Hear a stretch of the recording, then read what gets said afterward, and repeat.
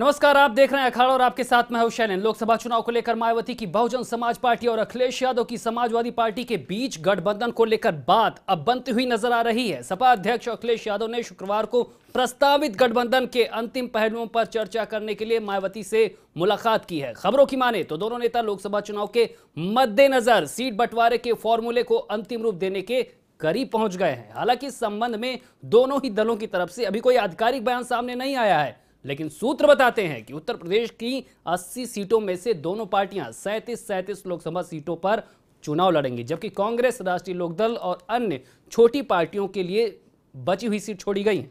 मौजूदा परिस्थितियों और पिछले उपचुनाव के नतीजों को देखें तो एसपी बीएसपी के बीच अगर गठबंधन होता है तो इससे बीजेपी को बड़ा नुकसान होगा, लेकिन बीजेपी अभी भी इसे चुनौती नहीं मान रही है। हाल ही में हुए चुनाव के नतीजों के बाद भी ये कयास थे कि कांग्रेस को ज्यादा तरजीह दी जाएगी, लेकिन यूपी में दोनों दलों ने अपनी ही ताकत के आधार पर गठबंधन की बात तय की है। तो क्या ये मान लिया जाए कि अब यूपी में सपा और बसपा के बीच सारे सवाल सुलझा लिए गए हैं और गठबंधन पर डील अब डन है?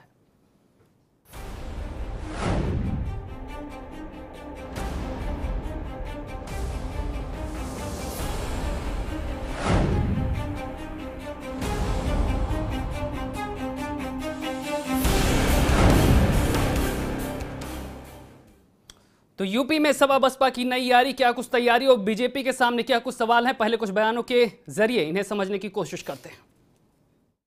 मुझे तो जानकारी नहीं है। ये जानकारी हो सकती है तो केवल अखिलेश और मायावती जी को ही हो सकती है, जिससे जनता और जनता के तारे, आंखों के तारे श्री नरेंद्र मोदी वर्सेस महागठबंधन में होगा। अब की बार एक बार उत्तर प्रदेश में महागठबंधन भी होता है तो हमारे लिए कोई अंतर नहीं पड़ता है। उत्तर प्रदेश में भी कांग्रेस पार्टी का प्रयास होगा, वो सारे दल एक मंच पर आए, एक साथ आए। देश में कांग्रेस के अलावा दूसरा विकल्प नहीं है।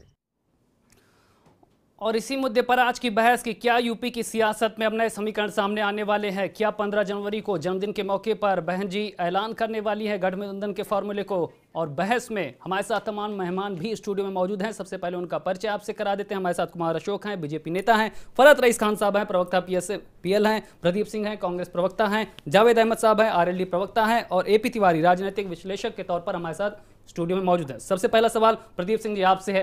कांग्रेस ने जिस तरह से नतीजों के बाद ऊर्जा दिखाई थी, उम्मीद की जा रही थी कि अब सपा और बसपा के तेवर थोड़े ढीले होंगे, लेकिन नए समीकरण सामने आ गए। तो देखिए, ये चुनाव का माहौल है। तमाम राजनीतिक दल और उनके नेता आपस में बातचीत कर रहे हैं। एक तरफ वो लोग खड़े हैं जो संविधान और उस बातचीत में आप तो नहीं कहीं शामिल नजर आ रहे ना? बात तो पूरी हो जाने दी। एक तरफ वो लोग खड़े हैं जो संविधान को बचाने की बात करते हैं, किसानों की बात करते हैं, नौजवानों की बात करते हैं, बेरोजगारों की बात करते हैं। दूसरी तरफ वो लोग खड़े हैं जो संवैधानिक संस्थाओं को अपनी जेब में रखना चाहते हैं और इतना ही नहीं करना चाहते, गोलवरकर और गोडसे की विचारधारा का प्रवाह इन संवैधानिक संस्थाओं में कराना चाहते हैं। देश अब ये तय करेगा कि वो देश का नौजवान किसके साथ खड़ा। देश ने तय कर दिया, तो पांच राज्यों की जनता ने ये तय कर दिया कि ये देश संविधान बचाने वालों के साथ खड़ा है। जहां तक बात रही उत्तर प्रदेश की और इन दो नेताओं के मिलने की, निश्चित तौर पर अभी तक ना उनके नेताओं का कोई बयान आया है, ना उनके प्रवक्ता का बयान आया है। ये सूत्र जो है 15 दिन पहले भी इस तरह के सूत्र आए थे और उन्होंने तमाम घोषणाएं की थी। सूत्रों को यह जानकारी भी होनी चाहिए, करीब 20 से ज्यादा सांसद भारतीय जनता पार्टी के कांग्रेस के दरवाजे पर खड़े हैं और लगातार नाक कर रहे हैं। आज राजभर क्या बयान दे रहे हैं, अपना दल क्या बयान दे रहा है, शिवसेना पर क्या चर्चा होनी चाहिए, अकाली दल पर चर्चा होनी चाहिए। और जिस तरीके से इनका जहाज डूब रहा है और इनके एलआई पार्टनर ने आंखें तरे रहे हैं, तो आने वाले समय में सारी स्थितियां। कुमार अशोक जी, आप इस ताजा समीकरण को किस तरह से देखते हैं? अगर सपा और बसपा में डील डन है, कांग्रेस को किनारे करके अगर ये मैदान में उतरते हैं तो इनकी शक्तियों को आप किस तरह से देखते हैं? और क्या वास्तव में 2019 में आपके लिए बड़ा खतरा नहीं?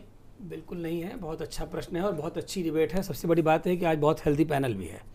कांग्रेस आईसीयू पे है जी, और उसे अपने अस्तित्व को बचाने के लिए गठबंधन सपा बसपा की चुनौती तो है, गठबंधन का सपोर्ट सिस्टम चाहिए जी। जो ये महागठबंधन बन रहा है, ये कोई गांठों का गठबंधन नहीं है। यह अपनी कमजोरियों को छिपाने के लिए कुछ अवसरवादी ताकतों का गठजोड़ है। पर साफ शक्ति दिखा चुके हैं ये। मैं तो बता चुनाव रहा में हूं, आपने वो देख जो लिया आपने इनके। अभी देखा शक्ति 37 आप कुछ बोल रहे थे, मुझे तो वो शोले पिक्चर का एक डायलॉग याद आ रहा था।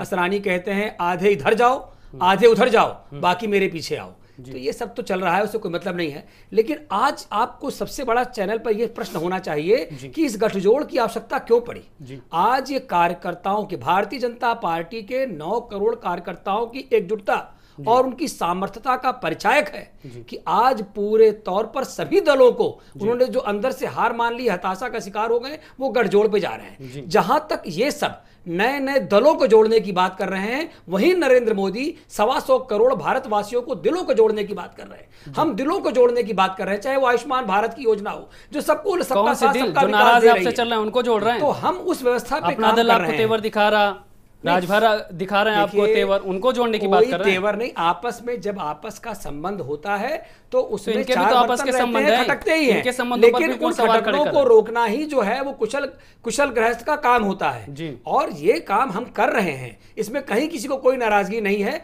ना कोई झुकाव है। लेकिन मैं ये देख रहा हूं कि अपने अस्तित्व को और अपना जो गठबंधन होता है वो विचारों का होता है, तो विचार किसी के पास नहीं है ना। नेता मान लीजिए अभी आपने कहा कि 37 इनके 37 उनके, 2 इनके 2 उनके 2 खुले रहेंगे, इसका मतलब क्या है? नेता कौन है, इसमें नीति क्या है, विचार क्या है? तो जो ना नेता है, ना नीति है, ना विचार है, और ना ही तुम्हारे पास जनता को देने के लिए कोई वादा है, तो ऐसे में तुम कौन सा गठजोड़ करने जा रहे हो? तो ये वही है असरानी वाला, आधे इधर आओ ठीक है। फरहत रईस खान साहब, आप इस नए समीकरण को किस तरह से देखते हैं? शिवपाल यादव भी पहले कह चुके हैं कि अगर आमंत्रण मिला तो हम इस गठबंधन में शामिल होंगे, और यहाँ पर सीटें तय हो रही हैं सपा बसपा के बीच।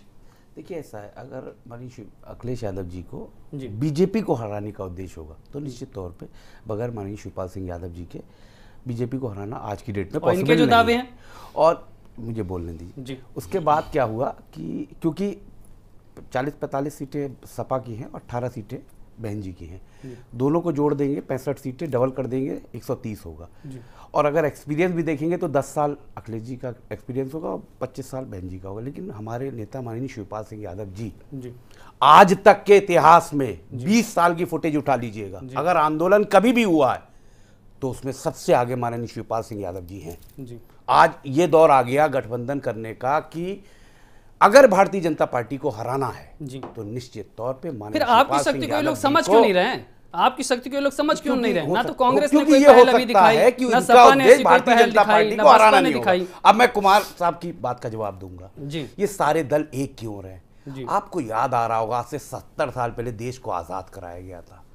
वो आजादी दोबारा अब करनी हम लोगों को पड़ रही है। जानते हैं उसमें हिंदू, मुस्लिम, सिख, ईसाई सारे लोग जुड़े थे, सारी पार्टियां जुड़ी थी। आपने आरबीआई का हाल क्या किया है? आपने सीबीआई का हाल क्या किया है? आपने सुप्रीम कोर्ट का हाल क्या किया है? हिंदू बनेगा नहीं। आपने मैं आपको चेतावनी बता रहा हूं कि आपकी कुछ चालों को जनता देख रही है। अब देखिए, जनता का बोलने नहीं देंगे। जब ये बोलते हैं तो लोग सुनते हैं, और जब दूसरे बोलते हैं मन की बात करते हैं, दूसरे की मन की बात नहीं होने देंगे। अपने मन की बात बोल रहे हैं और दूसरे मन की बात नहीं करेंगे, और दुनिया इस तरह की चैलेंज करते हैं भारतीय जनता पार्टी, इस तरह की वाणी बर्दाश्त नहीं होगी। चलिए ठीक है, आपका चैलेंज जनता के साथ होगा या सियासी चैलेंज है, निर्भर करेगा। माननीय शिवपाल सिंह यादव, ठीक है, सियासत में कुछ जनता पर भी छोड़ दीजिए, कुछ जनता पर भी छोड़ दीजिए। जावेद अहमद साहब, मैंडेट रहेगा। ठीक है, जावेद अहमद साहब, आप जो ये नया फॉर्मूला सामने आ रहा, जिस तरह से सीटें तय हो रही हैं, आप उसमें कहां पर अपने आप को खड़ा पाते हैं? नामदार है और कामदार है। ठीक है, आपकी बात है। 2 करोड़ नौकरियां दे दी उन्होंने, कामदार की बात नहीं होती है। 15 लाख आ गया, सबका साथ सबका विकास की बात होगी। ठीक है, आपका सबका साथ सबने देख लिया है। आप तो जावेद अहमद साहब जी को बोलें। ठीक है, जावेद अहमद जी, आरएलडी इस पूरे समीकरण पर क्या कुछ रुख रखती है? गठबंधन अगर होता है, इस तरह से सीटें बढ़ती हैं, तो उसे आप कितने सहमत नजर आते हैं? और इस समीकरण को, कांग्रेस से दूरी बनाकर इस तरह के तैयार समीकरण को आप बीजेपी के खिलाफ कितनी बड़ी चुनौती के तौर पर देखते हैं? देखिए, बीजेपी कोई चुनौती अब नहीं रह गई हमारे लिए। उत्तर प्रदेश में अब कोई चुनौती नहीं, उत्तर भारत में कोई चुनौती नहीं। 73 प्लस का टारगेट है इनका। 73 थे, और ये कॉन्फिडेंस है इनका। ये कॉन्फिडेंस है जी। उसके बाद 3 सीटें लूज की हैं। माननीय मुख्यमंत्री जी की सीट लूज की, माननीय उप मुख्यमंत्री जी जो विधानसभा चुनाव के पहले मुख्यमंत्री का चेहरा थे, वो भी हारे, वो सीट भी हारी है जी। कैराना भी हारे, नूरपुर भी हारे। देखिए, ये अब चुनौती नहीं रह गई। चुनौती इसलिए नहीं रह गई है कि मोदी जी ने जो सब्जबाग लेकिन दिखाया। सवाल इनके भी जायज हैं नहीं, कि अभी तक आपका गठबंधन नहीं तय हुआ है, सीटें शैलेंद्र नहीं जी, तय हुए हैं, गठबंधन नीति नहीं नहीं तय तय हुआ, है, नेता नहीं लक्ष्य तय क्या है। है? शैलेंद्र जनता जी, देख रही है कि जनता इनका ने लक्ष्य मन एक बना परिवार लिया है। को ये लाभ चुनाव पहुंचाने तक सीमित है। ये चुनाव चाहे जनता वो बनाम कोई मोदी जी परिवार- होगा, ये परिवार चुनाव इकट्ठे जनता हो रहे बनाम हैं। मोदी जी होगा। आप मुझे बताइए अशोक पार्टी भाई, कौन सी इकट्ठी हो रही है? आप मुझे बताइए आप सीटों का अशोक जी गठजोड़ ये हो रहा है। बताइए, आप विचारों भारतीय का जनता गठजोड़ पार्टी नहीं हो अकेले रहा है। कहाँ है? विचारों का गठजोड़ नहीं हो रहा है। समान परिवार विचारधारा को के लाभ क्या पहुंचाने बात की है? नहीं, अशोक जी हमारी बात सुनिए, किसी और को भारतीय भी जनता तो पार्टी अकेले बड़ा कहाँ है? कॉन्फिडेंस है भारतीय बीजेपी को, जनता बड़ा पार्टी कॉन्फिडेंस अकेले है हर कहाँ मुद्दे पर अकेले ही भारतीय जनता संभालते पार्टी हैं। का भी एक बड़ा और ये गठबंधन है। परिवार निर्माण की बात अरे करते साहब, हैं। अगर विपक्ष में तैयारी कर रहा तो उसे बोलने तो दीजिए। आपका परिवार है, परिवार को आप लाभ नहीं पहुंचाता है, परिवार को आप भी लाभ पहुंचा रहे हैं। अब जनता आप की सोच अशोक जी, आतंकवाद अशोक मुक्त जी, भारत है। अशोक जी बताइए, कंधार आतंकवादियों को हवाई जहाज पे बैठाल कर कौन दल ले गया था?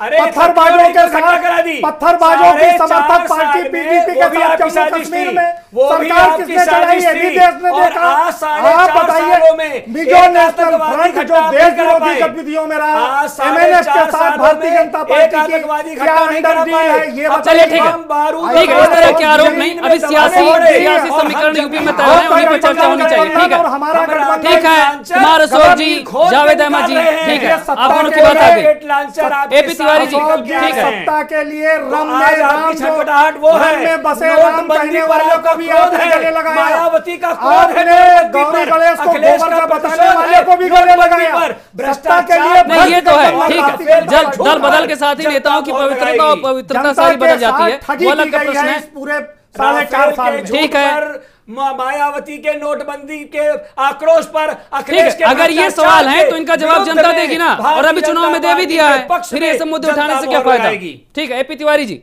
आपसे समझना चाहेंगे, राजनीतिक विश्लेषक के तौर पर आप इस नए समीकरण को किस तरह से देखते हैं? कांग्रेस की शक्ति को जिस तरह से किनारे किया जा रहा, ना उनसे बात की जा रही है, सीटें तय की जा रही हैं, आप किस तरह से 2019 में समीकरण सियासी देखते नजर आ रहे हैं यूपी में?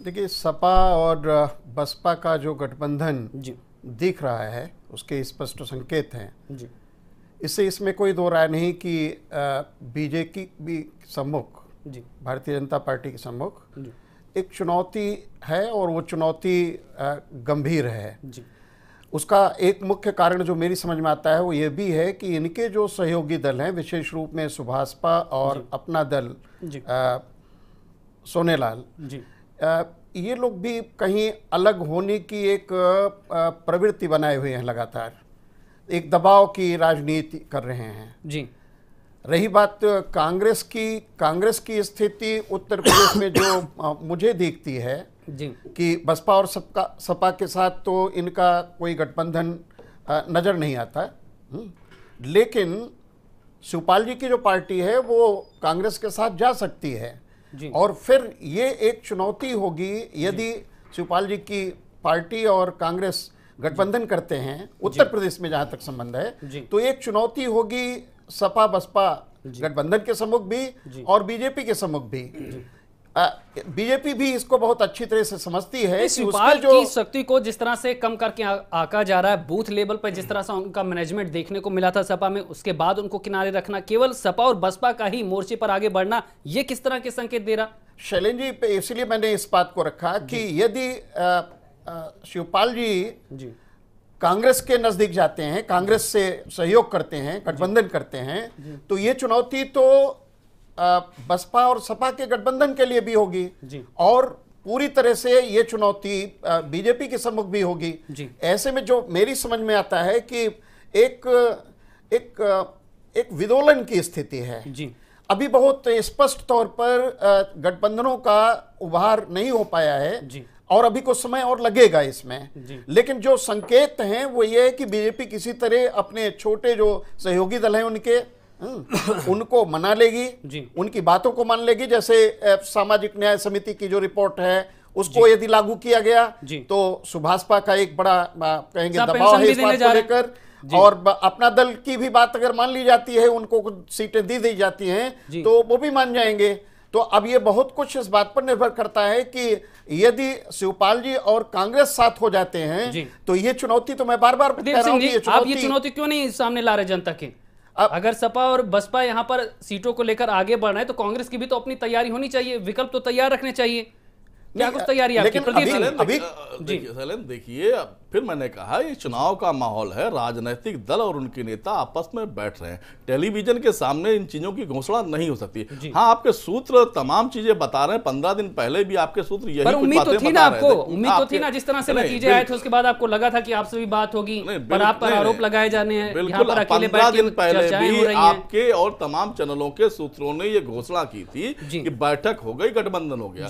उनके प्रवक्ता सामने नहीं, हम ये कह रहे हैं कि जो हम ये बात कर रहे हैं, उन्होंने कहा प्रदीप जी, कुछ नहीं। हम ये कह रहे हैं कि अगर जो सूत्रों के हवाले से खबर है, एक देश ने तय कर लिया है, देश के राजनीतिक दलों ने तय कर लिया है, देश के युवाओं ने तय कर लिया, हम कतई नाथूराम गोडसे और गुलवर्कर की विचारधारा को आगे बढ़ने नहीं देंगे। बीजेपी से लड़ाई है, मोदी से लड़ाई, मंच पर होंगे, इनकी सबकी लड़ाई मोदी से है, मोदी के खिलाफ नफरत इन सब लोगों को एकजुट कर रही है, क्योंकि इनका पैसा, मोदी जी की इनका पैसा काले धन में निकला, इनका नोटबंदी हुई, इनका भ्रष्टाचार खुला, अभी ये जमानत पे चल रहे हैं, उसके बाद झूठ का भ्रम फैला रहे हैं। आप बताइए,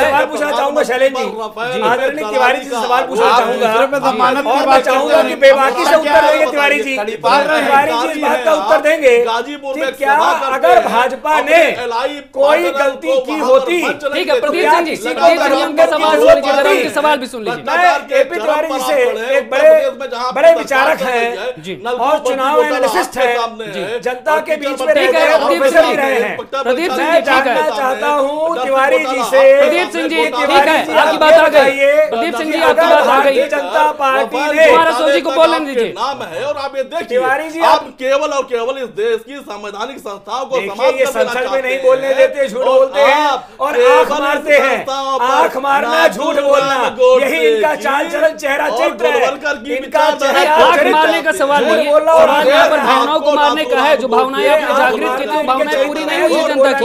नहीं देगा। मेरा सवाल सुन लीजिए आदरणीय प्रदीप जी, मैं ये कहना नहीं, चाह रहा बोलने तो आप हूँ किसी को नहीं कि देते तिवारी हैं। जी आप आप ये बताइए, बताइए, अगर भारतीय ठीक है प्रदीप जी, एक बार उनका सवाल आ जाने दीजिए। बोल रहे तब भी आपको दिक्कत हुई थी। अगर भारतीय एक बार उनको बोल तो लेने दीजिए प्रदीप सिंह जी, एक बार उनको बोल तो लेने दीजिए। केवल अपने मन की बात करते हैं, दूसरे मन की बात नहीं करेंगे। होती तो भी क्या इनको गठबंधन की जरूरत पड़ती? ऐसे नहीं, एक एक करके साहब, एक बार उनकी बात आ जाने दीजिए, एक बार उनकी पूरी बात आ जाने दीजिए। विचारधारा को आप आगे बढ़ाने की बात ठीक है प्रदीप सिंह जी, सवाल खड़े होते तो आपको दिक्कत होती है। जब तक इनका डीजल खत्म नहीं होगा बोलते रहेंगे। डीजल तो आपका खत्म हो चुका है, जनता ने आपको इनका खारिज कर पेट्रोल दिया जब है, खत्म होगा तभी 5 बोलना बंद राज्यों में ठीक है। खारिज कर दिया। एक बार कुमार स्वामी जी का सवाल आ जाने दीजिए। मेरा सवाल सुन एक बार लीजिए। कुमार स्वामी जी का सवाल, एक बात हम भी पूछना चाहते हैं। ठीक है फरज साहब, आप आप तो एक बात कह के जाइए, बीजेपी ये किस बता मुंह से जाएगी दीजिए, जनता के अगर बीच में, ये भारतीय बताएं। जनता पार्टी ने कोई बड़ी गलती की होती या गलती की होती तो भी क्या गठजोड़ की जरूरत पड़ती? गठजोड़ की जरूरत तब नहीं पड़ती। इसलिए का मतलब यह है कि भारतीय जनता पार्टी ने अच्छे काम किए, भारतीय जनता पार्टी ने बड़े उदारवादी, एक एक करके इसी के ठीक है। सवाल कुमार अशोक जी ने किया है, भरत साहब जवाब दे देंगे। प्रदीप सिंह जी आप 1 मिनट रुक जाइए, प्रदीप सिंह जी आप 1 मिनट रुक जाइए। अब आपके एलआई पार्टनर यहाँ पे उत्तर प्रदेश में आके वो उनकी पार्टी का मामला है, वो सुलझा लेंगे। आप अभी पहले गठबंधन पर तय कर लीजिए। फरत रईस खान दीजिए जवाब दीजिए। भाई अभी बीजेपी प्रवक्ता साहब ने बताया कि कहा है कि भारतीय जनता पार्टी क्योंकि झूठ की बुनियाद पे राजनीति करती है, अब 15 की जगह 30 लाख देंगे। एक नौकरी नहीं देंगे एक परिवार में, नौकरी एक होगी, तनख्वाह 3 होंगी, निश्चित है। और राम मंदिर खाली अयोध्या में नहीं बनाएंगे, अब की बार ये इनका जो एजेंडा होगा पूरे भारत में, ग्राम में, तहसील में, जिले में। झूठी तो बोलना है, बोल दो। में बना तो आप पिछली कोई बात बताइए, आप 5 मुद्दे पे सरकार बनाई थी आपने, आप उस पर बात करिए। आपने क्या किया उन 5 मुद्दों पे बताइए। 370 हटी, नहीं हटी। काला धन आया, नहीं आया। 15 लाख आए, नहीं आए। 2 करोड़ रोजगार दिए, नहीं दिए। और साहब एक और कह रहे थे कि दाऊद इब्राहिम लाना है, अरे फोटो भी नहीं ला पाए, फोटो भी नहीं ला पाए। कोर्ट ऑफ कंडक्ट आप लाने जा रहे थे, फोटो भी नहीं ला पाए। जनता के सामने जाएगी देश को कोर्ट ऑफ कंडक्ट अगर आप लाने बताइए, घोटाला देश का सबसे बड़ा घोटाला होगा जो आप लोगों ने किया। अच्छा ये बताइए,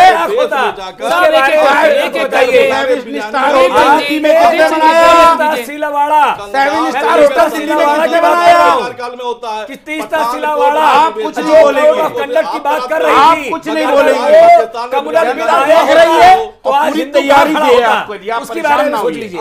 आप ये बताइए, जिस तरीके से आप सहारनपुर से लगातार लेकर के, और आप राजभर हिंदू नहीं है क्या? अपना दल के लोग हिंदू नहीं है क्या? शिवसेना के लोग हिंदू नहीं है अरे क्या? आप तो अकाली तोड़ दल के लोग रहे हिंदू नहीं है हैं, क्या? आप इस तो तरह की तोड़ने में बात माहिर कर रहे हैं, इनका आप अपमान क्षेत्र कर में रहे हैं। बात- अरे आपने कितना तोड़ा? आप बिहार भूल गए क्या? इतना आप कोई बिहार भूल गए क्या? किसी अरे राज्य बताओ में तो नहीं, नहीं मैंने बिहार का। हम तो आप सीने का उत्तर काम प्रदेश करते में हैं। जनसभाएं सैकड़ों करते हैं। सरकार बनी अपने थी। राइट पार्टनर को आप मंच कब्जा पे करके एक सरकार तोड़ दी। बताइए तो जरा। आप बिहार हम भूल सबको गए? एक करने आप की ज्यादा बात तोड़ने करते का काम हैं। किसने करा ये अशोक बताइए। जी, ठीक है, मैं जावेद शैलेंद्र- अहमद जी शैलेंद्र- बोलने दीजिए। जी। अशोक जी, आप दूसरे पर तोड़ने का आरोप लगा रहे हैं। सबसे ज्यादा तो हिंदू समाज को खंडित तो आपने किया। कैसे? आप सुन लीजिए, आप पिछड़े वर्ग के नाम पर, सामाजिक समरसता के नाम पर जातियों के सम्मेलन करते रहे। उसके बाद आप जो है तो सियासी दलितों चाह के तो हर नहीं किसी की नहीं, होती तो है। फिर सियासी दूसरे चाह पर हर आरोप किसी की मत होती है। लगाएं। आप अगर कर रहे हैं जातियों के सम्मेलन, हम जातियों आप के सम्मेलन नहीं कर रहे थे, आप वहां हम पे हर समाज के हर प्रतिनिधित्व की बात कर रहे समाज थे। के नहीं, और सबको हर इकट्ठा समाज करके सबको करते हैं, इकट्ठा अलग-अलग करना चीजें चाहता है। अलग-अलग हर चीजें समाज हैं। नहीं चाहता है। अलग-अलग तरीकों को मैं आगे चाहता हूं करके आपसे, रखिए। एक क्या बात अजीत करिए, सिंह ने खाने अजीत में सिंह बात ने करते जाटों हैं। को सिवाय मेरठ तक सीमित रखा और अपने हित के लिए उनके वोट को बेचा। अपने हित के लिए जाटों को वोट को बेचने वाले चलिए ठीक है, अजीत सिंह बात आज इन मुद्दों पे नहीं है, बात आज गठबंधन पर है। बेनकाब हो चुके हैं वो। चलिए, फरहत रईस खान साहब, ठीक है, जाटों को बेचा ठीक है, आप सबकी बात आ गई। फरहत रईस खान साहब, आप बताइए, आपके लिहाज से कांग्रेस कैसी पार्टी है? जेल में डाका डालने का ठीक काम है, किया। आपकी बात आ गई। ठीक है, आप अजमतुल्ला जी। किसान को तो इतना मजबूत कर दिया कि आपको आपको खाद की बोरियों में मुस्लिम को लेकर बेचने की बात करते हैं। करनी पड़ी। ठीक है, आपके आपसी सवाल हो सकते हैं। नहीं छोड़ा, 5 बीजेपी किलो और खाद कांग्रेस के दिया आपस में और पैसा सवाल भी हो बढ़ा सकते दिया। हैं, आरएलडी और बीजेपी के सवाल हो सकते हैं, लेकिन सवाल जनता के सामने है कि गठबंधन पर जनता कौन तय कहां पर करेगी। खड़ा होता नजर आ रहा है। ये जनता फरहत का रईस खान गठबंधन साहब, है, अशोक आपसे जी। समझना चाहेंगे, अगर सपा और बसपा में यहां पर डील होती है, आरएलडी भी उनके साथ जाती है, तो पीएसपीएल का क्या स्टैंड होगा? कांग्रेस के साथ जाएंगे? कैसी पार्टी लगती है आपको? ये अभी बहुत जल्दबाजी होगी। फिर भी हमारा अगर हम कहें कि अगर यही तस्वीर हो तो शीर्ष नेतृत्व तय करेगा हमारा। और हाँ, कल हमारे वरिष्ठ नेता ने नहीं, मुद्दों कहा पे भी आपको है। लगता है करीबी है आपकी कांग्रेस से? बिल्कुल, भारतीय जनता पार्टी को अगर कोई आज की डेट में हरा आरोप तो सकता है आपके तो ऊपर ये कांग्रेस भी लगे हरा थे कि सकती है। आप बीजेपी के बी टीम हैं। बीजेपी की सपा बी के टीम लोग है, लगाते थे आपके वो ऊपर कार्यकर्ताओं में वो जिस तो तरह से नाराजगी राजस्थान, एमपी, छत्तीसगढ़ में बी टीम कौन थी पता चल गया। जी 5000 के अंदर कम से कम 50 सीटें कांग्रेस हारी है। जी ये किसने हरवाई है? कौन लोग हैं बी टीम? बी टीम तो जो ओरिजिनल में वो बी टीम बता रहे हैं। और मायावती जी की जिम्मेदारी कौन लेगा? जी 3 बार बीजेपी के साथ जा चुकी हैं जी और हमारे ऊपर बी टीम कहते हैं। हमारा इतिहास शानदार है, हमारे नेता माननीय शिवपाल सिंह यादव जी का। देखिए, वो अपने विचार पैसे लेके बदल देती हैं, वो उनका कोई वो भरोसा नहीं किस वक्त बीजेपी के साथ बैठ जाएं कोई पता नहीं है। बिहार में क्या हुआ? बीजेपी के अगेंस्ट में सरकार बनी और उसके बाद क्या हुआ? धोखे से, छल से भारतीय जनता पार्टी ने फिर वहां पे सरकार बना आप ली। पे भरोसा नहीं करते, बसपा पे क्यों भरोसा कर रही सपा ज्यादा? आपकी शक्तियों को क्यों कम आंका जा रहा? क्यों अपेक्षा इतनी? क्योंकि इन्हें भारतीय जनता पार्टी को हराना उद्देश्य नहीं लगता। जी यही इनका क्या मेन उद्देश्य उद्देश्य है है? कि भारतीय जनता पार्टी को नहीं हराना है, बस चुनाव लड़ना है अपना। ठीक, सवाल यही है कि आखिर अगर गठबंधन तय होगा तो कौन किस पाले में खड़ा नजर आएगा और किसको पेनल्टी लगेगी और किसको पुरस्कार मिलेगा? इन्हीं मुद्दों पर बहस जारी है, लेकिन फिलहाल यहाँ छोटे से ब्रेक के लिए।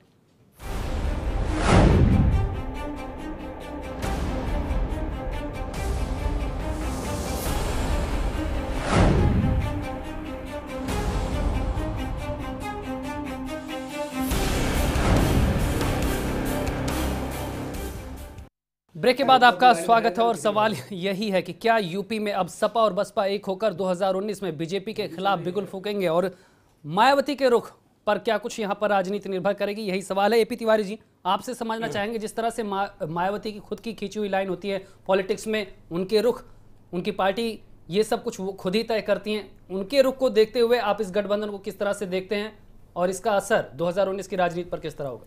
शैलेंद्र जी, इसमें कोई दो राय नहीं कि इस बात के बहुत साफ संकेत हैं कि बसपा और सपा के बीच गठबंधन लगभग हो चुका है, वो मूर्त रूप ले चुका है।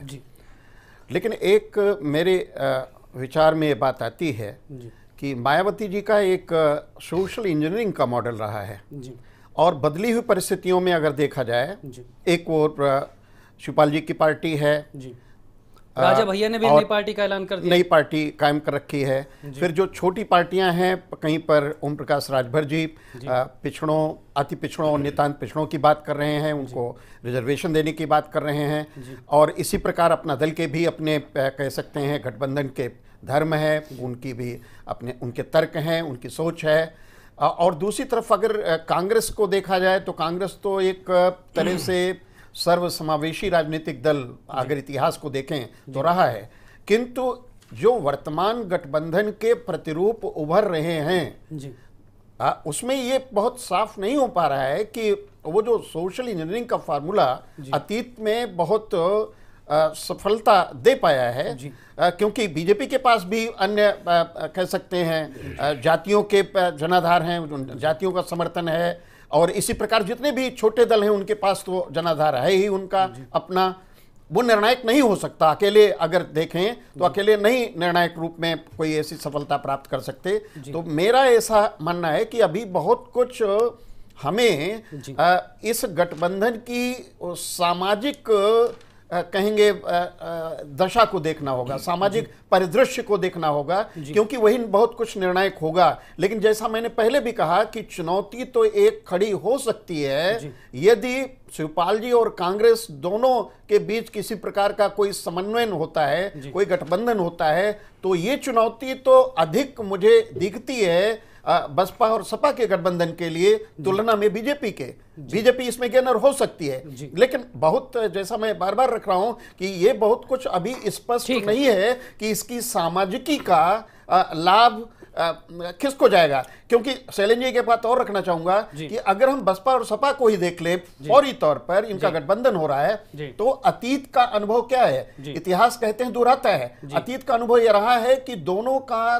चूंकि इलेक्टोरल बेस उभयनिष्ठ है, कॉमन है, इसलिए वो बहुत टिकाऊ नहीं रहा है। इस बात को जनता भी अच्छी तरह समझती है कि इस प्रकार के जो फौरी तौर पर राजनीतिक निहितार्थों के लिए गठबंधन होते हैं उनसे जनता भी सचेत होती है। एक बात और महत्वपूर्ण है, जावेद अहमद जी इन्हीं बातों का जवाब आपसे चाहेंगे, जनता के सामने आप क्या संदेश देंगे? और अभी ठीक है, शुरुआती तौर पर हम ये नहीं मान रहे कि ये फाइनल टैली है, लेकिन अगर इसी तरह से सीटों का बंटवारा हुआ तो कैसे संतुष्ट होंगे आप? नहीं, देखिए असंतुष्टि का तो कहीं से कोई स्वर आया नहीं है। पहली चीज मैंने पहले ही कहा, जैसा आदरणीय ने कहा कि इसका सामाजिक क्या होगा। देखिए, गठबंधन को सामाजिक स्वीकार्यता, उसकी मान्यता गठबंधन को निश्चित रूप से मिलेगी जिस दिन मतगणना हो रही होगी। बड़े नेता हैं और दोनों की अपनी राजनीतिक महत्वाकांक्षा भी है, कैसे आप समन्वय बनाएंगे, क्या संदेश देंगे? कितना टिकाऊ होगा ये गठबंधन? ये गठबंधन टिकाऊ होगा। चौधरी अजीत सिंह जी, जयंत चौधरी जी इसमें महत्वपूर्ण भूमिका निभाने का काम करेंगे। जो गठबंधन के सहयोगी हैं वो सब अपने जनता के एजेंडे को लेकर सब लोग बहुत सचेत हैं कि हमें इस पर जो है जनता का कहीं पर नुकसान ना होने पाए, और जनता का हित अगर होगा तो हमारा भी हित हो जाएगा। जनता के हित को ध्यान में रखते हुए ये गठबंधन बहुत स्थायी और टिकाऊ बनने जा रहा है, ये तो मैं वादा कर रहा हूं। और ये गठबंधन भारतीय जनता पार्टी, जिसको अभी अनमने ढंग से आपस की बातचीत में उसको स्वीकार भी करते हैं, भारतीय जनता पार्टी बहुत उदास है उत्तर भारत के अंदर, और इसीलिए ये दूसरे राज्यों की तरफ इन्होंने लंगर डालने का काम किया है। बिल्कुल देखिए, ये भाजपा हमेशा अशोक भाई बहुत अच्छे आदमी हैं, लेकिन गलत पार्टी में। और जो हमारा विकास है वही मंत्र हमारा सर्वोपरि रहा है।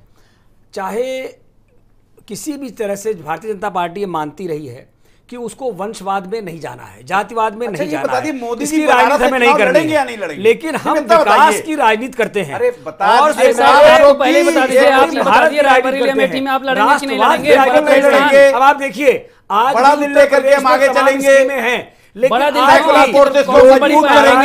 ही बड़ा दिल दिखा रहे हैं।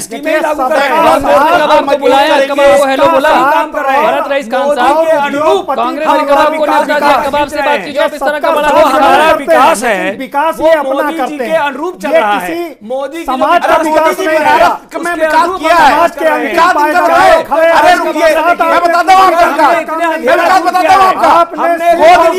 पहुंचाई है, जमीन में पहले ही मर गए। आपके विकास गैस सिलेंडर देने का काम किया है, गैस सिलेंडर देने से पेट भर जाता है। आप जोड़ने का काम करवाने का काम नहीं किया है, हमने पहले भी कहा कि हमने दिलों को जोड़ा है, दिलों को जोड़ रहे हैं। चलिए, योजनाओं के सवाल अपनी जगह है, योजनाओं के सवाल अपनी जगह है, पर सियासी योजनाओं की क्या स्थिति है? प्रदीप सिंह जी, ठीक है, प्रदीप सिंह जी को बोलने दीजिए, सियासी योजनाएं क्या कह रही है?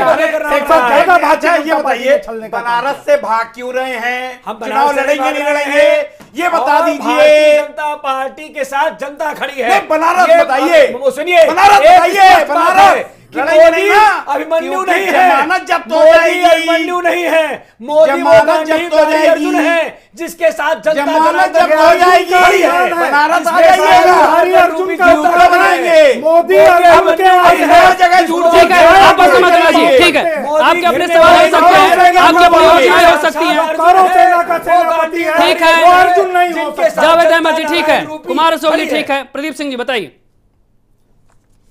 देखिए, अभी भारतीय जनता पार्टी के प्रवक्ता तमाम बातें बता रहे थे कि जनता इनकी उपलब्धियों के साथ खड़ी होगी। आप बताइएगा, कॉन्फिडेंस है उनका। हाँ बिल्कुल बिल्कुल बिल्कुल, इनकी उपलब्धियां मैं गिनाता हूँ। नलकूप भर्ती घोटाला इनकी उपलब्धियां, अगस्ता वेस्टलैंड के बारे में बताइएगा। अभी अगस्ता वेस्टलैंड के मामा आ गए हैं, अभी तक तो खाली भाई जमाई थे, कानून अब मामा भी आ गए हैं। अगस्ता वेस्टलैंड हेलीकॉप्टर, साहब आप तो ये बताइए 2019 में कौन आपके साथ आ रहा है, कौन उनके साथ जा रहा? आप ये सब बातें मत करिए, सियासी बताइए। बिहार में कुशवाहा किनारा काट रहे हैं, पासवान को आपको राज्यसभा की सीटें देनी पड़ी है, जेडीयू को बराबर बराबर सीटें दे रहे हैं। राजनीतिक मुद्दा होगा, अब हिंदू बटेगा नहीं, वो एकजुट होकर के तुष्टीकरण के खिलाफ वोट देगा। जो राष्ट्रवादी सोच के लोग होंगे, आप देखिए अशोक जी, आप खाली किसने समाज को बांटने का कमी है, समाज को बांटने का काम, ठीक है, वक्त की कमी है हमारे पास, वक्त की कमी है हमारे पास, और ये सवाल अभी भी सियासी फिजाओं में गूंज रहे हैं कि आखिर गठबंधन का अंतिम स्वरूप क्या होगा। ठीक है, ओवर, ठीक है, ओवर ओवर ओवर ओवर। आज की बहस में फिलहाल इतना ही। तमाम मेहमानों, तमाम दर्शकों का बहुत बहुत शुक्रिया, नमस्कार।